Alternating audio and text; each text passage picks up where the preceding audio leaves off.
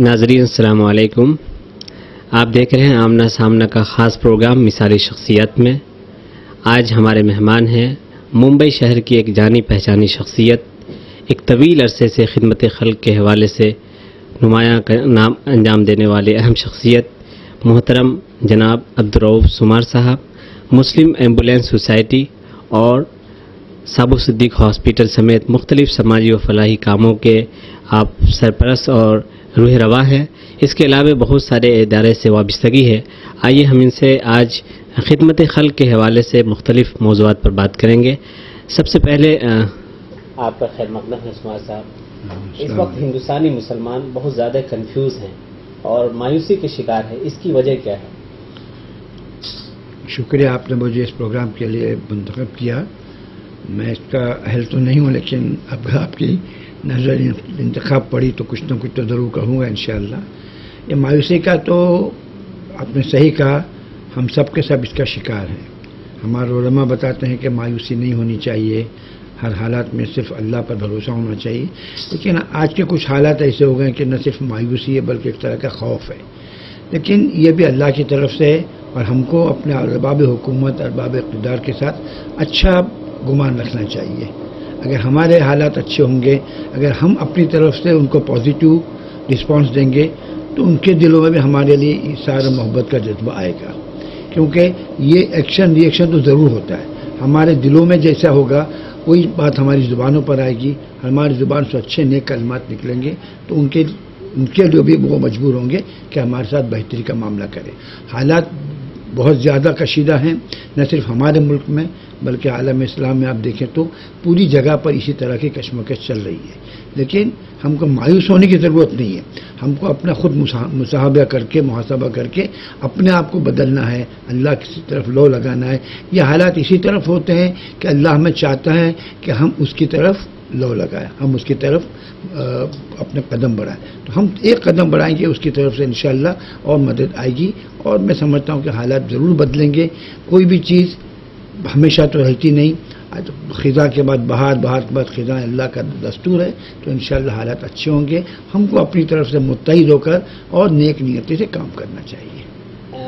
موجودہ ہندوستان میں اسلام کے عملی تعارف کے لیے مسلمانوں کو کیا کرنا چاہیے؟ اس لیے کہ کام تو بہت سارے ہیں ہمارے مدارس کے حوالے سے مختلف, ماشاءاللہ آپ تو کئی اداروں کے فلاحی اور سماجی اداروں کے ذمہ داران ہیں. آپ کا کیا اپنے تجربات کی روشنی میں رہنمائی فرمائیں گے؟ یہ تو حقیقت ہے کہ ہم کو اگر کچھ کرنا ہے تو عملی طور پر ہم کو اسلام کا نمونہ بتانا چاہیے. میں ہمیشہ ایک بات کہتا ہوں, مجھے یاد ہے مولانا علی میاں صاحب نے ایک دفعہ کہا تھا ایک جلسے میں کہ ہم نے اپنے آپ کو متعارف ہی نہیں کرایا ہمارے اہل وطن کے سامنے, اور بلکہ عام مسلمانوں نے بھی پوری دنیا کے سامنے اپنے آپ کو متعارف نہیں کرایا. انہوں نے کہا کہ یہاں کے ہندو, یہاں کے غیر مسلم برادران ہم کو جانتے ہیں مسلمانوں کے 3 چیزیں مسلمانوں کے ہیں. ایک تو ختنہ کرتا ہے, ایک گائے کا گوشت کھاتا ہے, اور ایک اس کے غصہ اس کی ناک پر چڑھا ہوا ہے. ہم اپنے آپ کو اسی طرح کرتے ہیں. ہمارا جو مذہب سکھاتا ہے, ہمارے جو مثبت پہلو ہیں اسلام کے, ہم اپنے آپ میں خود اپنے اس میں نہیں, اپنی زندگیوں میں نہیں لائیں تو ہم دوسروں کو متعارف ہی نہیں کرائیں گے. تو سب سے پہلے تو ہم کو کوشش کرنی چاہیے کہ ہمارا دین جو ہم کو سکھا رہا ہے, اللہ نے جو تعلیم کی ہے, اللہ صلی اللہ علیہ وسلم نے جو طریقہ ہمیں سکھایا, ہم اس پر عمل کریں. ہر انسان اپنے آپ کو اس سانچے میں ڈھالے گا تو ہم بہترین نمونہ بن جائیں گے اپنی حقیقت کو دکھانے کا.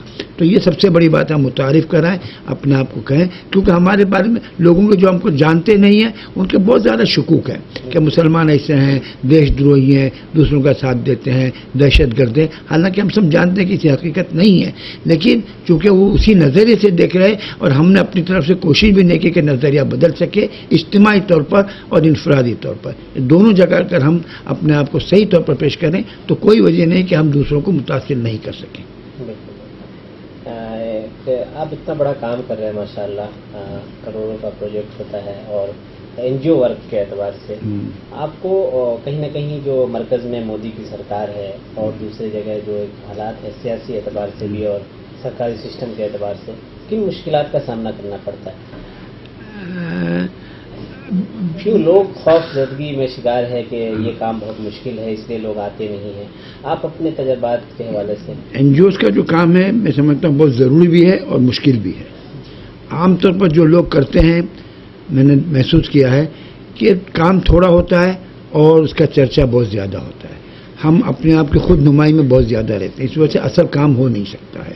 اصل کام کرنے کے لیے اپنے آپ کو ڈھالنا پڑتا ہے، اپنے آپ کو جھکانا پڑتا ہے، سب کی بات سننی پڑتی ہے. آج میں اس جگہ پر بیٹھا ہوں، کل میرے سامنے کوئی بھی آ جائے گا، رتبے کے لحاظ سے، دنیاوی رتبے کے لحاظ سے، میں اپنے بولنے کا بڑا ہوں لیکن دنیاوی رتبے کے لحاظ سے اگر کسی نے مجھے کچھ کہا تو میرے لیے ضروری ہے کہ اس کی بات سنوں، اس کا جواب اسی انداز میں نہیں دوں.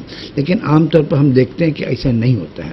جو این جی اوز چلاتے ہیں وہ اپنے آپ کی خود نمائی میں ہم تھوڑا کام کر کے زیادہ پبلسٹی سیکھنا چاہتے ہیں، تو اس وجہ سے اتنے خلوص اور اخلاص باقی نہیں رہتا اور کام نہیں ہوتا ہے.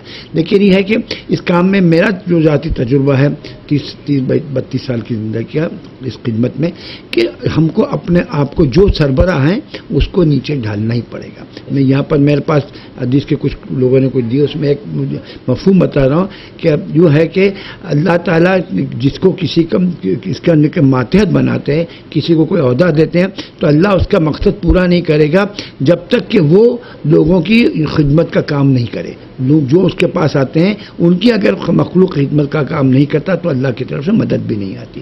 تو یہ سب سے بڑی بات کہ جو سربراہان جہاں جہاں بھی ہیں اگر وہ اپنے آپ کو صحیح کر لیں تو انشاءاللہ کام بھی اچھا ہوتا رہے گا.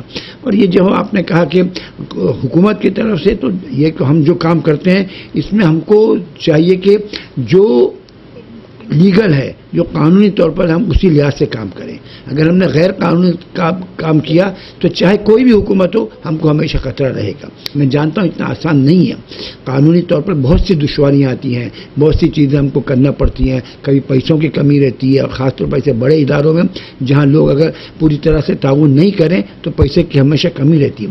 اس میں جو ہم چاہنے کے باوجود بھی گورنمنٹ کی جو اسکیمس ہیں، گورنمنٹ کی جو ہماری جو ذمہ داریاں ہیں ہم اس کو نہیں کر سکتے. جیسا ٹیکس کا معاملہ ہے بھرنا، یہ تو اگر وقت پر نہیں ہوتا ہے تو اس میں ضرور تکلیف آتی ہے، لیکن اس میں ہمارا قصور ہے کہ ہم پورا نہیں کر سکتے.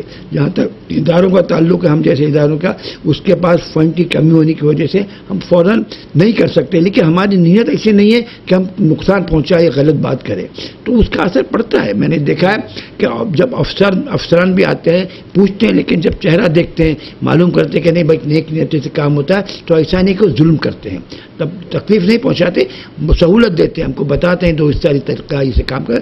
تو ہم اپنی طرف سے اگر اچھے ہوں گے تو چاہے کیسی بھی حکومت ہو، ہم کو قانونی طور پر کام کریں گے تو انشاءاللہ کامیابی ہوگی.